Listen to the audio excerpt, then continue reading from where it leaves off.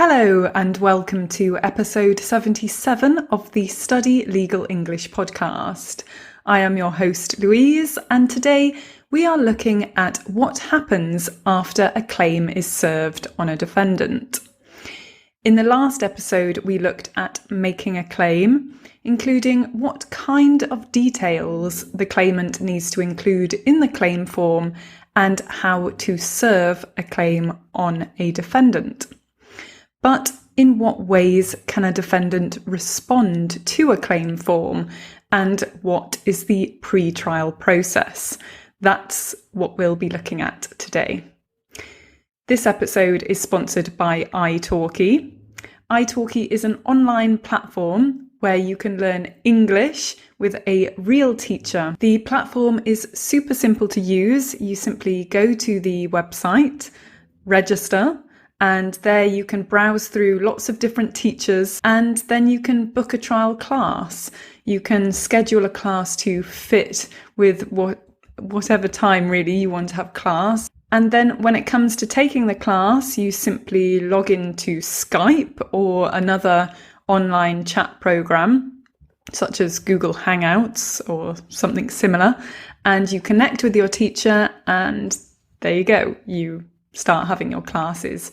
So it's a really great way to learn. And if you go to go.italki.com/study legal English, you will get $10 of italki credits for free when you purchase your first lesson. So check it out today. So in the last podcast episode, I asked you, how does a claimant serve a claim on a defendant? How does a claimant serve documents on a defendant? And I received some interesting answers. I got a nice answer from Alexandra Luxak on Facebook. And maybe you'll remember Alexandra Luxak featured in a podcast episode interview, episode 56, where we talked about her work as a legal English teacher and also her resources that she's developed. So it's quite interesting. I recommend you check it out. So I'll just read Alexandra's message. She said, "I think in Poland, using social media to serve documents is not possible. They are sent by registered mail or certified registered mail, which requires the defendant to collect the documents in person and confirm it with a signature." So, interesting. So now I've got a new question for you, and it is, how long do parties have to wait from the date of the claim being issued until the final trial date? How long do parties have to wait from the date of the claim being issued until the final trial date? Send in your answers to louise@studylegalenglish.com, or you can leave a comment at studylegalenglish.com/episode 77, or if you're listening on YouTube, simply leave a comment in the comments box below. So now let's get started. What happens when a claim is served on a defendant? There are a number of documents which the claimant serves on the defendant. These include the claim form with the particulars of the claim and a defence response pack. The response pack contains an acknowledgement of service form, an admission form, and a defence and counterclaim form. The forms are slightly different depending on what type of claim it is. For example, for non-money claims, or for return of goods claims, or a claim for an unspecified amount, these forms are slightly different to those compared to claims involving a specified amount of money. So when a defendant receives these documents, there are several options as to what happens next. Firstly, if the defendant admits the whole claim or the amount claimed, he should complete an admission form. Here the defendant is basically putting up his hands and saying, "Hey guys, sorry, I did it. I'm liable." He's admitting liability for the claim. And when he has filled in the admission form, it should be sent to the claimant. Secondly, another option is that the defendant may only admit part of the claim. In this case, he should fill out the admission form, but on top of this, he should fill out a defence form. Both of these documents should then be sent to the issuing court at the address given on the claim form, which was served on the defendant.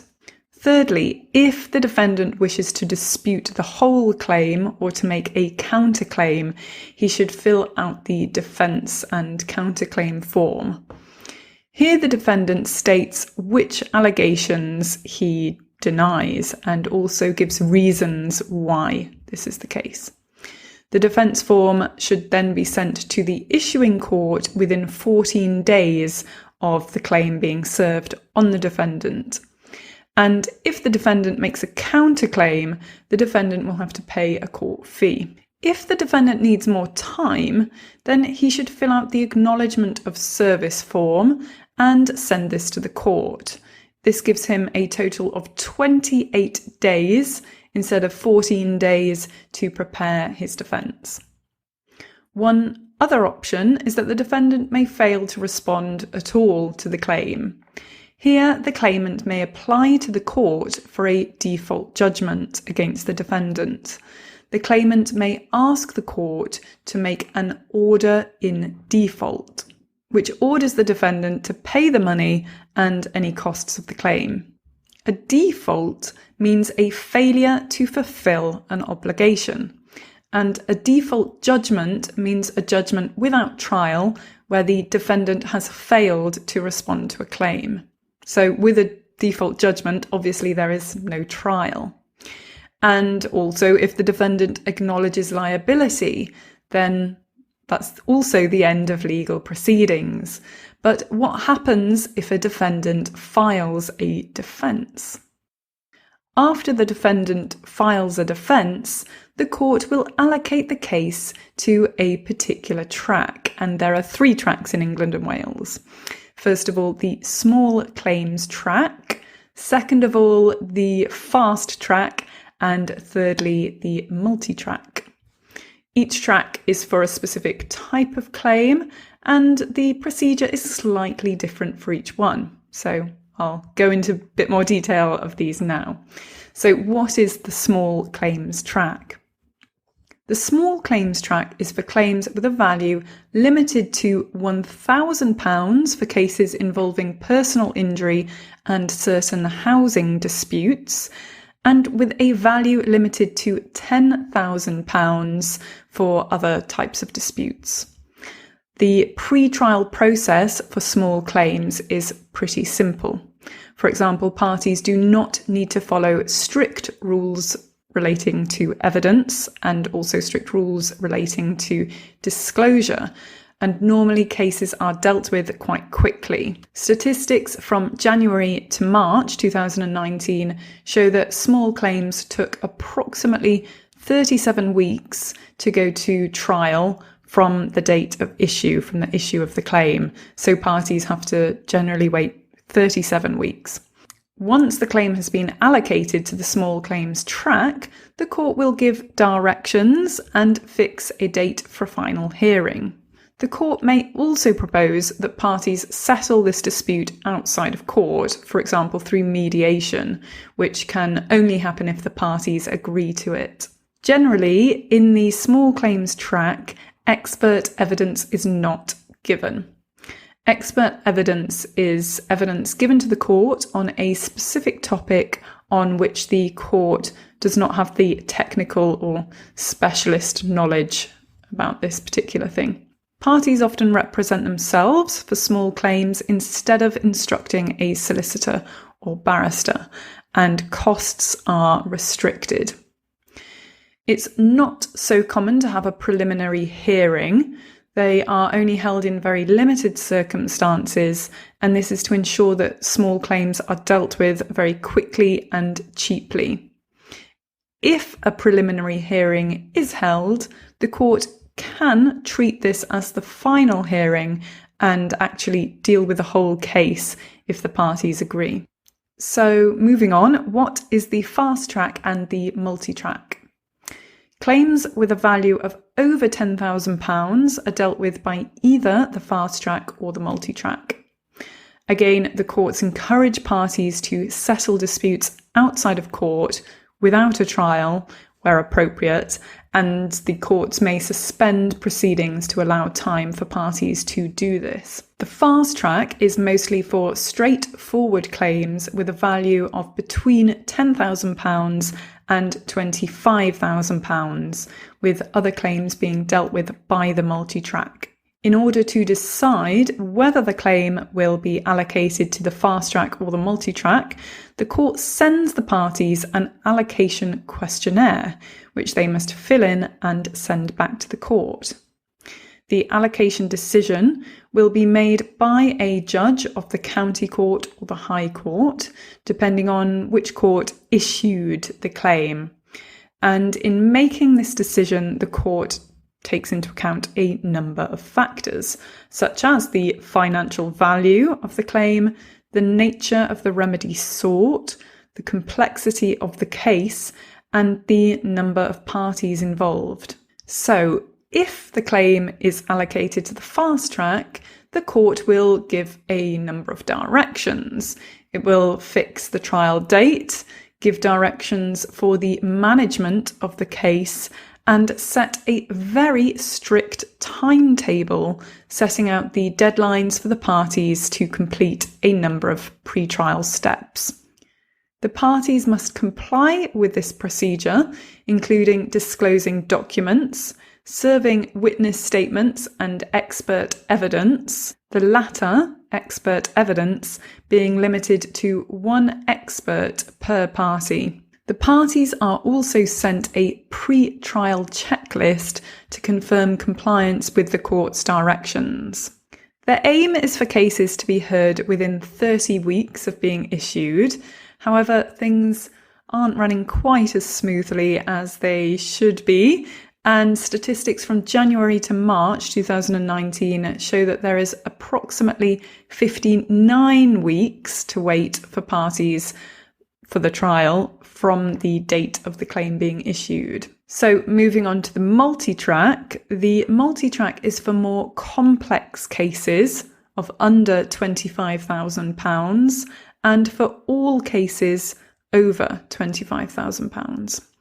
There's not exactly a standard procedure for the multi-track, and instead this track is quite flexible. It allows the most suitable approach depending on the parties and the type of claim. Generally, however, when the case is allocated to the multi-track, the court will give directions for the management of the case and set a timetable with steps to be taken by the parties. The court may also fix a date for a case management conference and a pre-trial review. A case management conference is an informal meeting of the parties where the parties review the steps that they have already taken to prepare for the case. They set timetables, they monitor costs, and they take note of anything which the parties have agreed on until now. As in the fast track, in the multi-track, parties are also sent a pre-trial checklist to confirm compliance with the court's directions. And if the parties don't complete this, if they don't file it with the court, then the court may strike out the case. This means that the case will not be heard. If the court does receive the pre-trial checklist from each of the parties, then the court may decide to hold a pre-trial review. This is where the judge decides a number of matters related to the trial. For example, setting a timetable for the final trial, deciding who will give evidence and in what order, and explaining what documents need to go in the trial bundle. A trial bundle means the collection of papers and documents which each party must prepare for the court for the trial. Another important point to talk about is where the trial will be held. There are two main courts in England and Wales which hear civil claims at first instance, and these are the County Court and the High Court. There are a number of county courts throughout England and Wales, and they hear the majority of civil claims. They can deal with claims allocated to the small track, the fast track, and the multitrack. The High Court, on the other hand, is split into 3 divisions: the Chancery Division, which deals with finance and property matters, the Queen's Bench Division, which deals with a wide range of matters, including contract and tort, and the Family Division, which deals with family matters. The High Court hears the higher value and higher complexity cases, for example, money claims with a value exceeding £100,000 or exceeding £50,000 for personal injury claims. However, the County Court and the High Court have exclusive jurisdiction for particular matters. For example, claims related to unlawful discrimination must be brought in the County Court, whereas defamation claims involving libel and slander must be brought in the High Court. If you want to know more about the courts and the court system of England and Wales, then I suggest you listen to episode 47 and 48, where I talk a little bit more about this. So, what about disclosure? In civil law, disclosure has 2 stages. Firstly, the parties send each other a list of documents which may adversely affect their own case, adversely affect the other party's case, or support the other party's case. Secondly, once the parties receive this list, each party may request copies of those documents to inspect. The general rule is that parties must disclose documents requested by the parties. However, there are exceptions to the rule. For example, parties do not need to disclose documents which are no longer in their control. And if a party has a duty or a responsibility to withhold this particular document from inspection, then they are entitled to do so. Pay attention to the language that I use. I talk about disclosure here. In the past, this process was known as discovery and inspection. However, with the introduction of the Civil Procedure Rules, this changed to simply disclosure. However, this term, discovery, is used in some other jurisdictions. With regards to evidence, the rules on evidence are set out in Part 32 of the Civil Procedure Rules. The court can give directions as to what evidence it requires, the nature of such evidence, and how it should be presented in court. Evidence at trial is given orally, and in other hearings it's given in writing. Therefore, in the pre-trial process, each party is required to serve on the other any witness statements which they intend to rely on at trial. A witness statement is a written statement of evidence. So before the trial, at any point, a party may submit an interim application, requesting the court to make a decision about something. This could be, for example, a request for a party to disclose documents for inspection, or for an interim injunction. An interim injunction could be to prohibit a party from doing something, or to order a party to do something. Another point worth mentioning is that the case may not actually go to trial. In certain instances, the court may actually give a summary judgment.